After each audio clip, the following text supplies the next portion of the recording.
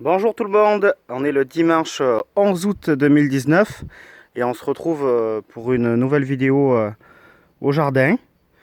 Donc comme d'habitude on regarde un peu les topinambours, là c'est vraiment la jungle, ça monte à 2,20 m facile. Là, voilà, je suis debout, bras tendus et ça me dépasse largement. Bon, je suis sur plusieurs chantiers en même temps au jardin, bon comme souvent d'ailleurs, hein. Donc je vais vous parler un peu des différents chantiers un peu que je mène actuellement au jardin. Ben là par exemple, comme on le voit, il y a, mes cyprès en fait qui crèvent à cause de l'ombre que fait le mûrier platane. Donc ben, je suis en train de les supprimer, de les dessoucher. Et donc à la place, je mets des lauriers sauces, comme vous voyez là. Donc ça c'est ceux que j'avais plantés déjà l'année passée, ils ont bien poussé. Et en fait, c'est des arbres qui poussent spontanément dans le jardin. Donc, ils poussent tout seuls, en fait, dans mes planches de légumes. Donc, moi, ce que je fais, c'est que je les récupère. Là, c'est le dernier que j'ai planté. Voilà, je les récupère, je les plante à l'endroit de là où je veux les mettre. Et du coup, bah, après, ça pousse bien comme ça et ça va me faire une barrière végétale. Et en plus, le laurier sauce, ce qui est bien, c'est que c'est comestible. Ça fait comme une feuille aromatique qu'on peut mettre dans les civets et compagnie. Donc, ça, c'est cool. Et là, ben, j'en ai encore 3 ou 4 à remplacer. Et donc, ce qui est vraiment bien, c'est que ben là, par exemple, ça pousse tout seul. Là, c'en est un petit. Voilà, ça pousse. Là, il y en a un autre. Il y en a 5 ou 6 dans ce coin là. Là, c'est le plus grand. Donc, ben, je vais bientôt les déplacer. Comme ça, ben, ça m'embêtera pas pour l'emplacement prévu pour les légumes, puisque là, c'est des planches de légumes, comme vous le voyez. Et en plus, ben, voilà, ça fera des arbres de clôture sympas. Donc ça, c'est un des chantiers sur lequel je bosse actuellement. Après, il y en a un autre. Donc j'ai un pote qui s'est mis en tête de mettre des romarins tout autour de son terrain de pétanque. Donc il aura besoin de pas mal de pieds de romarins. Donc ce que je vais faire, c'est que je vais faire des boutures de romarins. J'espère que ça va marcher. Comme ça lui évitera d'acheter des pieds. Puis ça me permet de vous montrer comment on fait. Donc je viens voir mon romarin. Je choisis une belle pousse. Voilà, par exemple celle-ci. Je la choisis. Je la coupe à peu près à 15 cm. Hop, voilà. La pousse que j'ai coupée.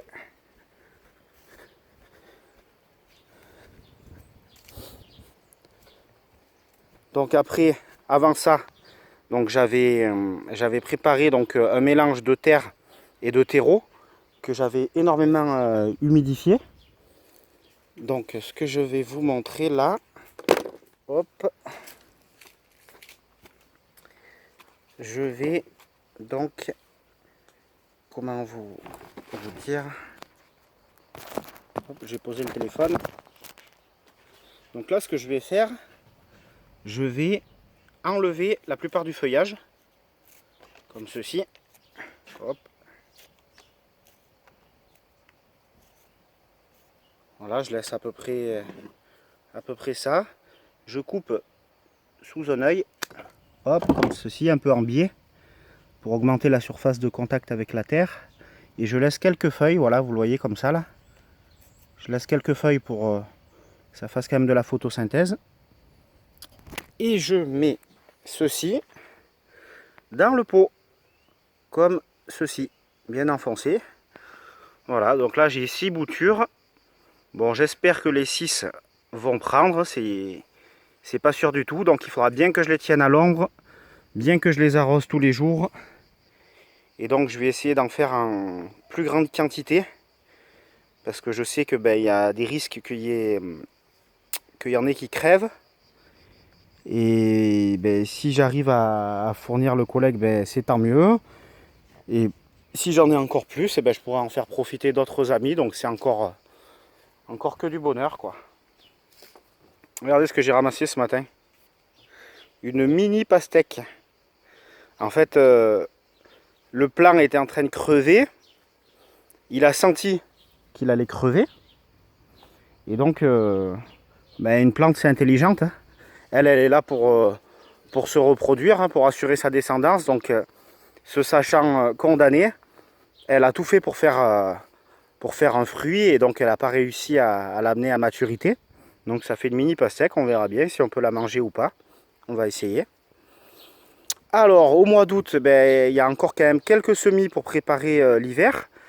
Notamment les semis de salade d'hiver et de mâche et de roquette. Donc moi j'aime bien faire les trois, mais ce que je préfère c'est surtout la mâche. Mais je fais quand même toujours de la roquette parce que j'adore manger de la mâche en hiver.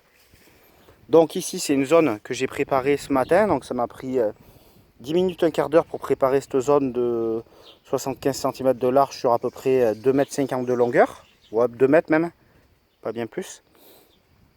Et donc là, je vais semer de la mâche maintenant. Alors, pour semer de la mâche, donc une fois que la zone est prête, donc c'est assez simple. Hein. Vous creusez un petit sillon comme ceci. Ah, pardon. Comme ceci. Donc soit avec un outil, soit bon à la main. Hop, vous creusez un petit sillon. Voilà, comme ceci. Donc là, je vais en faire 4 rangs sur les 75 cm de large. Je vais densifier au maximum la plantation. Et donc là, je viens avec mon petit semoir, là, comme ça. Là. Je viens semer mes petites graines de mâche. Bon, les graines, je les ai achetées dans une jardinerie. Je viens semer les graines comme ceci.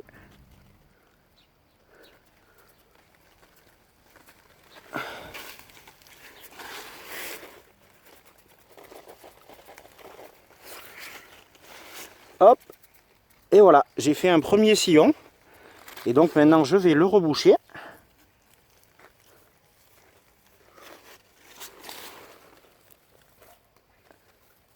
Je le rebouche tranquillement.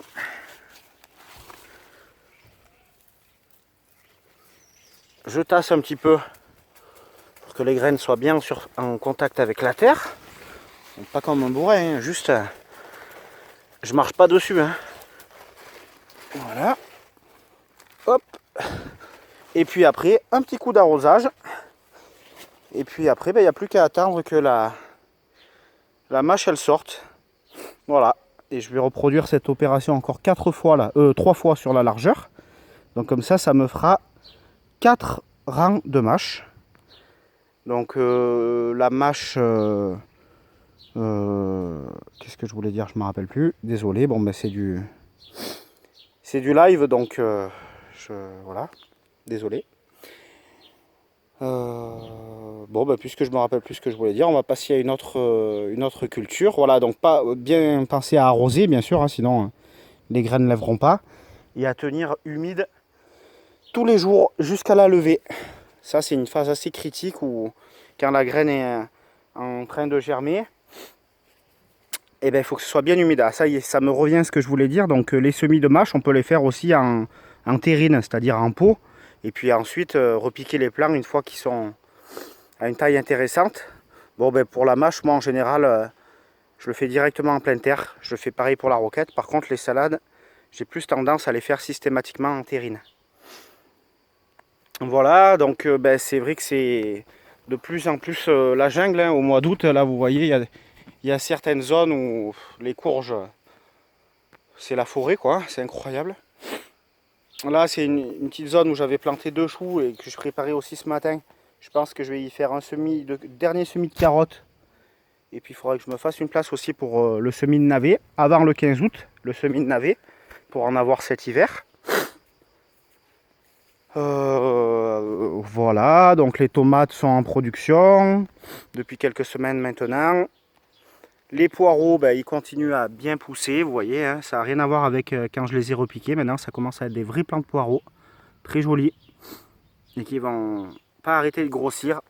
Les melons, ben, je vais faire la première récolte de melons aujourd'hui, parce que là je sens qu'il y en a certains qui peuvent être consommés, il me semble.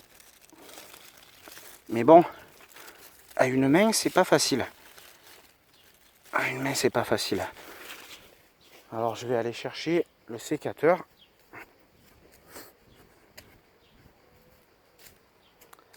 Hop. Et puis il faut que je me dépêche parce qu'il ne faut pas que la vidéo soit trop longue, sinon j'arriverai pas à la télécharger. Hop. Donc voilà. Ça c'est ma chérie qui va être contente parce que elle adore ça. Premier melon de l'année. Hop. Il sent super bon. On verra bien s'il est aussi bon que ce qui paraît. Voilà, je regarde s'il n'y en a pas d'autres à ramasser. Je vais ramasser celui-ci, tiens. Hop. Voilà, encore un melon. Hop. Et après les pastèques, ben les pastèques c'est pareil, hein, je pense que là, on va pouvoir manger les premières pastèques, il me semble. Je sais pas, j'hésite encore à la ramasser ou à voir si elle peut grossir encore un peu. Je pense qu'elle est bonne à ramasser, hein, il me semble. Je vais la ramasser, voir. On fera un test.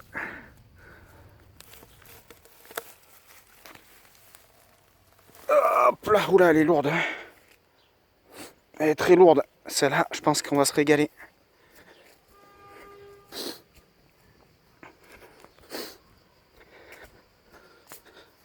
Hop. Bon ben voilà les amis pour cette vidéo au 11 août 2019. Voilà, là vous voyez les choux là qui commencent à bien pousser. Voilà, faut être vigilant par rapport aux limaces et aux petites chenilles, mais après voilà, c'est surtout de la surveillance.